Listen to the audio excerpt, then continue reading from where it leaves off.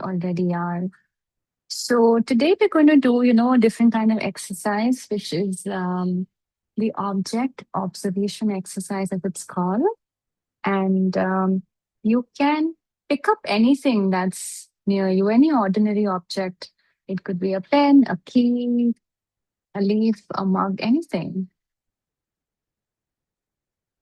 So if you found it, anything that you can hold or see for the next 2 minutes, your job only is to observe this object as though you've never seen it before. So, really looking at it intently for the next 2 minutes.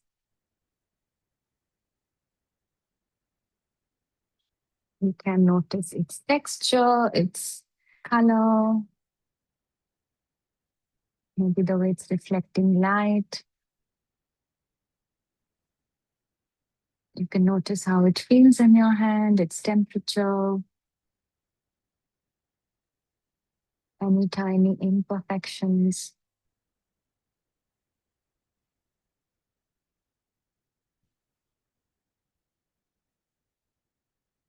Really seeing the object.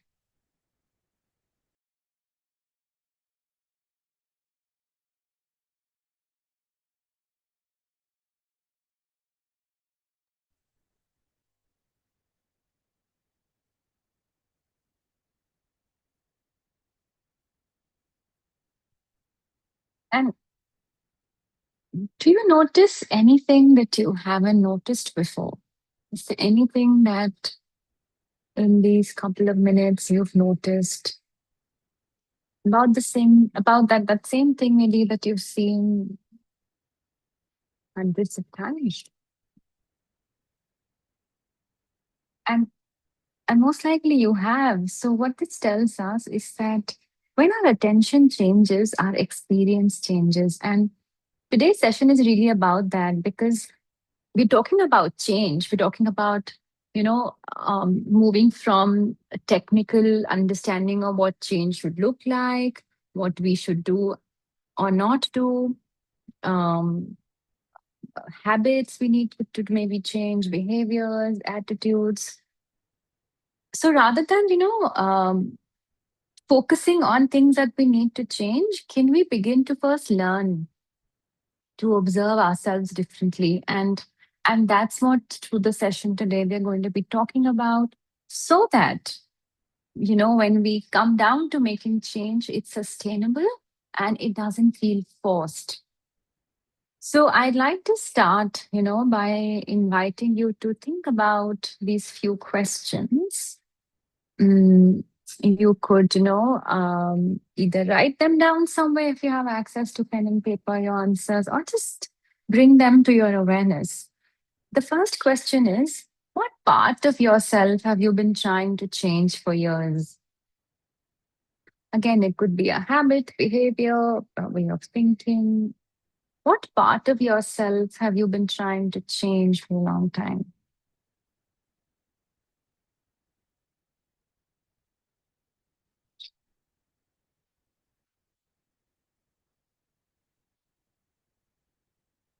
What part of you have you been trying to change for a long time? The second question, has criticism helped that change happen?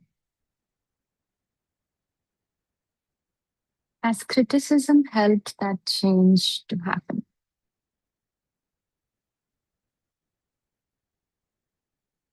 The third question is, when in your life has change happened naturally rather than through force? When in your life has change happened naturally rather than through force?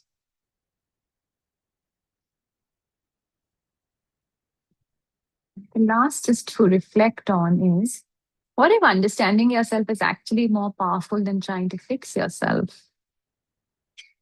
What if understanding yourself is actually more powerful than trying to fix yourself?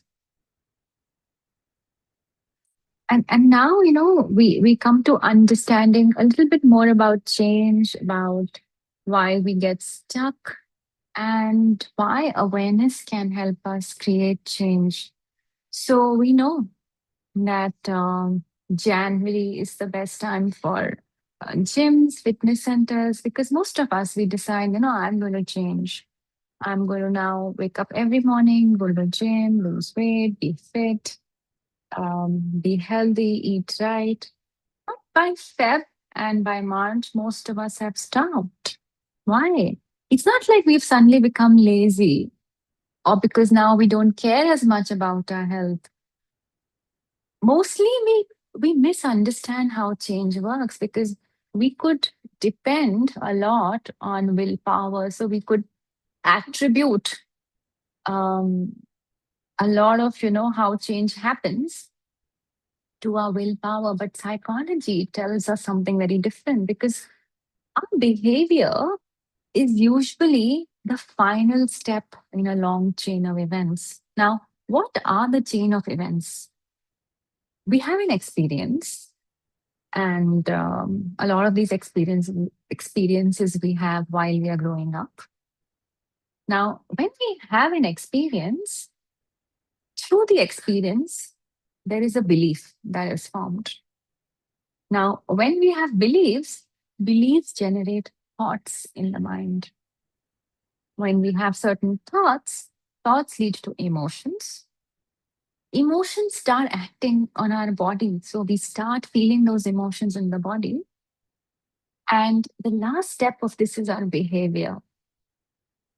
Uh, we usually think that it's the first step, but transformation actually begins much earlier, if you have to sustain it, because behavior is the last step which we try and attack.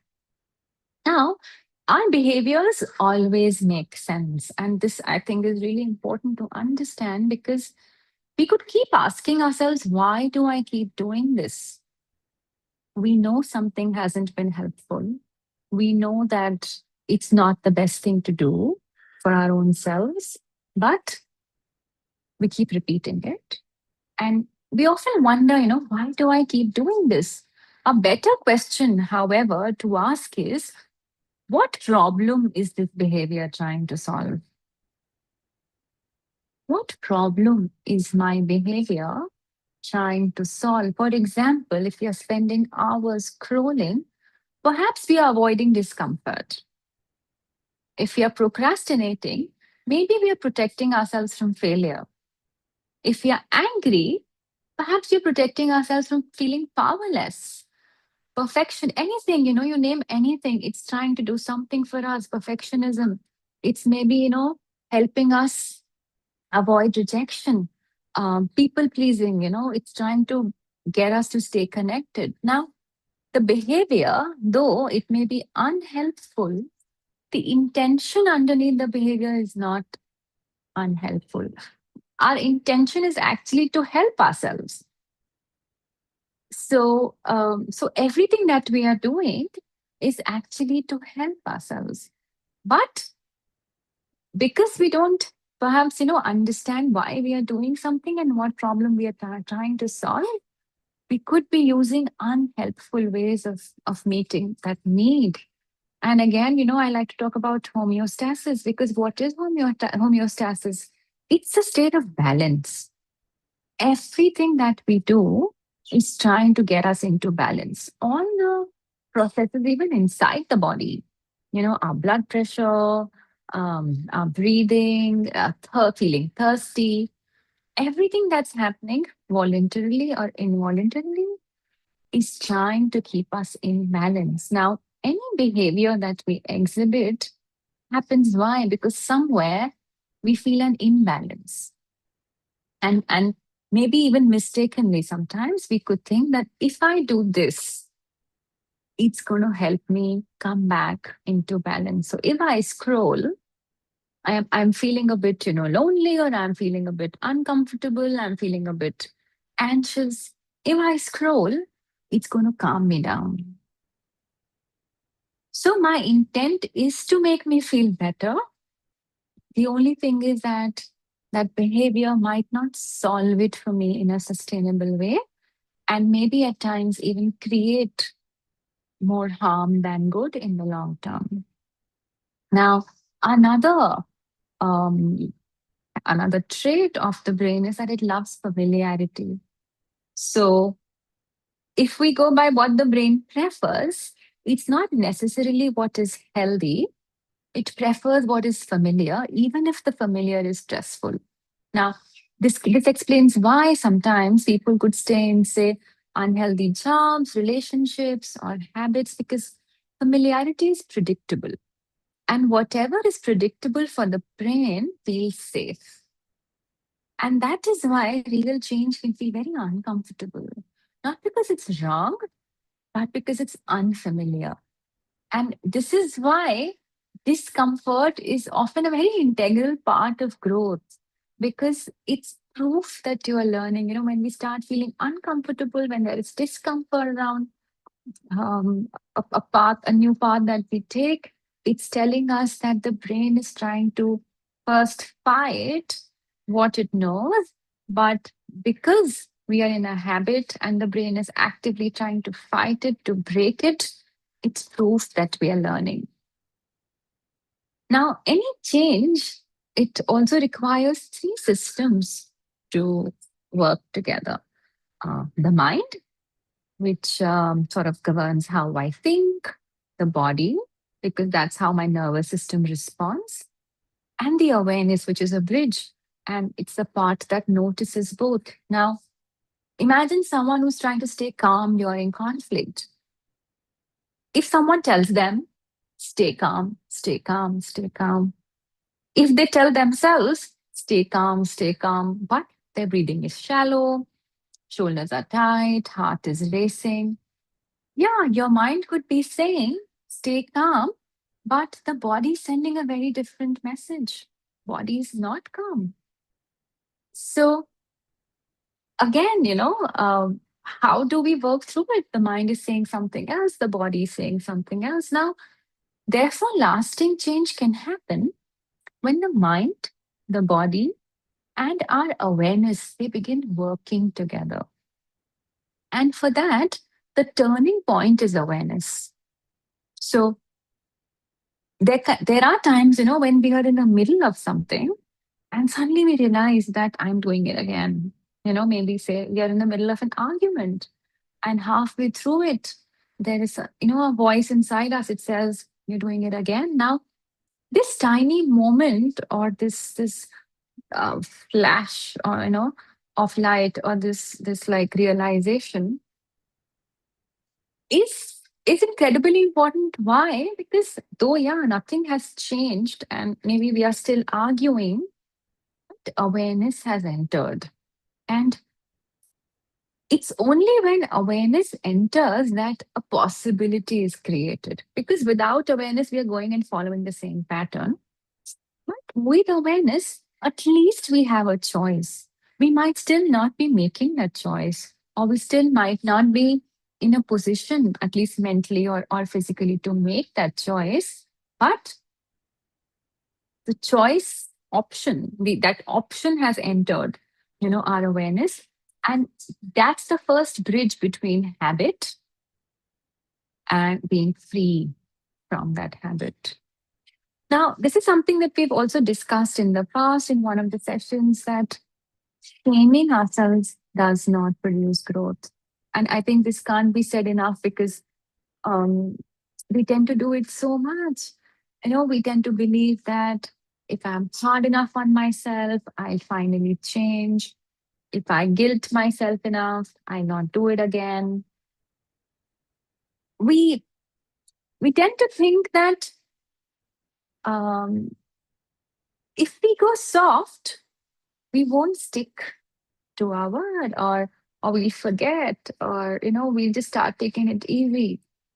Again, the concept of homeostasis comes in here because when we start shaming ourselves, we we start feeling bad, and the brain doesn't like feeling bad, so it does something to feel better. Now, the sad thing is that the very thing that will make the brain feel better, we are not doing it because we are shaming ourselves for it, and that's making us feel bad. Sorry if that sounds confusing. Now, say um, if I'm on my phone a lot and I had promised to myself that I won't do it, but I'm doing it, and then when I catch myself, I start shaming myself. I'm feeling worse now. I'm not feeling good about myself. So I will do something else very quickly that will make me feel a little better. What could I do? So addictions work like that. Say if I'm smoking, if smoking is my go-to to feel better, I could, instantly keep the phone down, feel anxious, go outside, light a cigarette, smoke a cigarette, and um and feel a little, relief because of that hit of dopamine.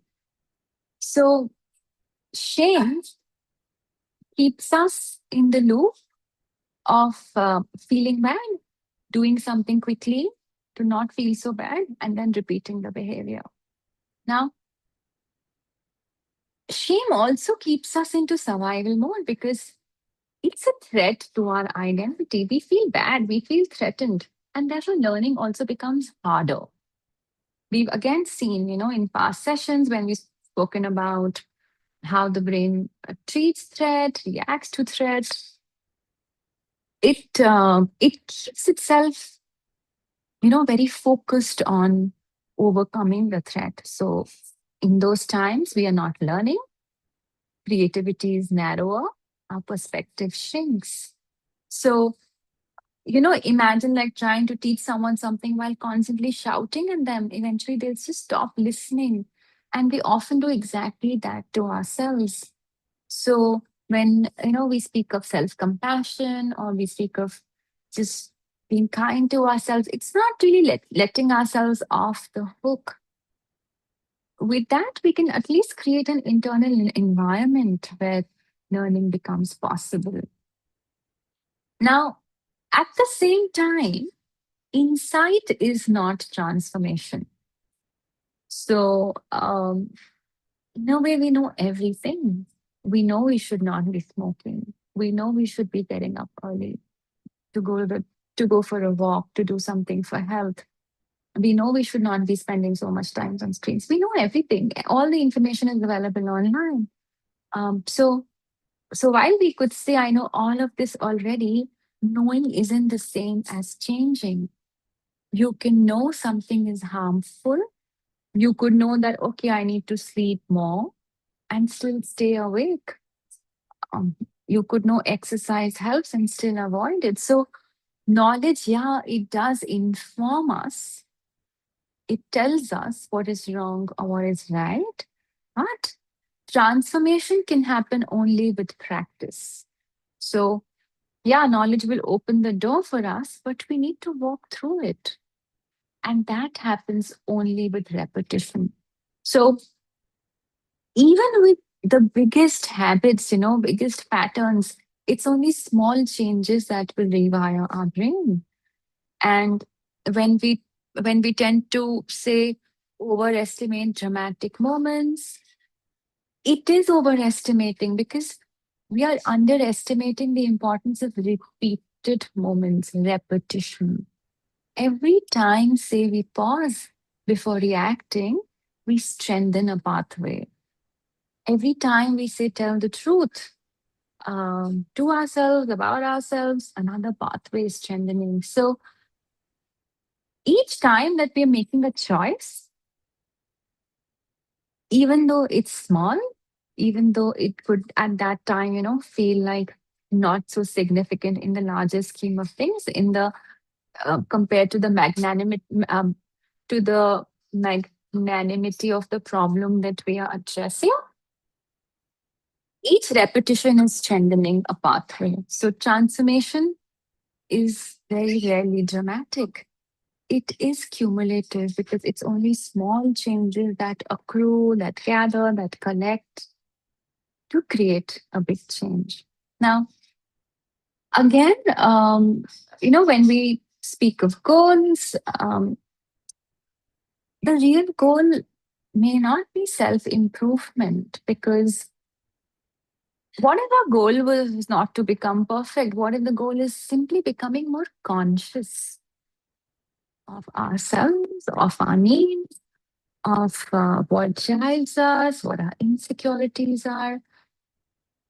The more we come to awareness about ourselves, we feel we have more choice, we have more freedom, we have more wisdom. And transformation actually is just that if you think about it. It's understanding ourselves in a way that we can know why we are acting the way we are acting, we provide that to ourselves in a healthier way. So awareness really, can solve it, can solve all of it for us. And we could keep chasing self-improvement, but it's just the consciousness um, about ourselves, getting to know ourselves in a deep and in an honest manner that can help us create sustainable, lasting change. Now, for this, I just want to, leave you with a short tool. It's a practical tool that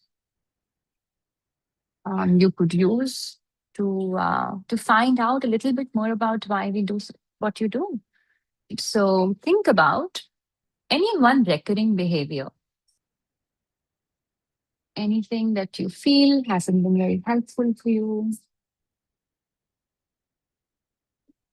So choose any one recurring behavior and then draw like 4 circles around it. So um, if the first one is behavior, what exactly do I do?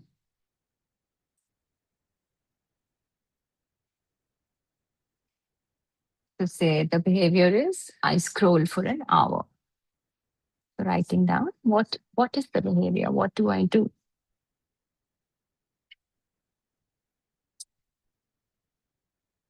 The second one, what's the trigger? What usually happens just before? So maybe a trigger is I finish work.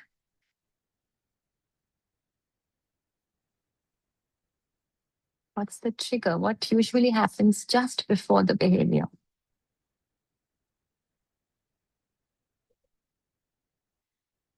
Third is need. What might I actually be needing? So the need could be rest. My brain is exhausted. In this example, I need to, switch off for some time. What's the need? What might I actually be needing?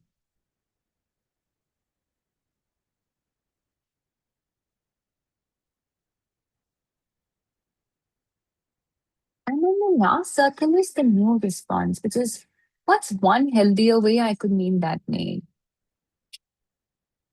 So maybe in this case, it's sitting outside for 10 minutes. Before you know, I touch my phone.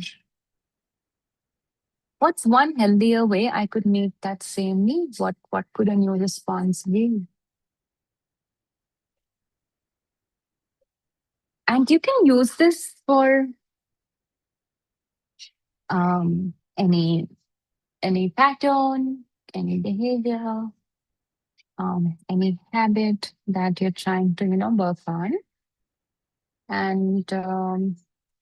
and see how if it brings up any insights. Because when we talk of real change, it's not really about becoming someone else. It it sort of entails that we understand ourselves so clearly that healthier choices can just begin to feel natural. So we create the conditions actually in which we can thrive, we can become healthier, happier. So less about pushing ourselves harder and more about creating inner conditions in which change can um, plant itself. It can then thrive from there. So yeah, that's all I had to talk for today. Thank you for joining. If you have any questions on this topic, anything that you'd like to share, please will do that now. Else, I'll be back on Monday, tomorrow, and on Sunday, the weekend. We will have either a guest speaker or Dr. Aisha coming and speaking. So thanks for being here. Thanks for practicing together. And have a good day, have a good evening, wherever you are. And see you soon. Bye.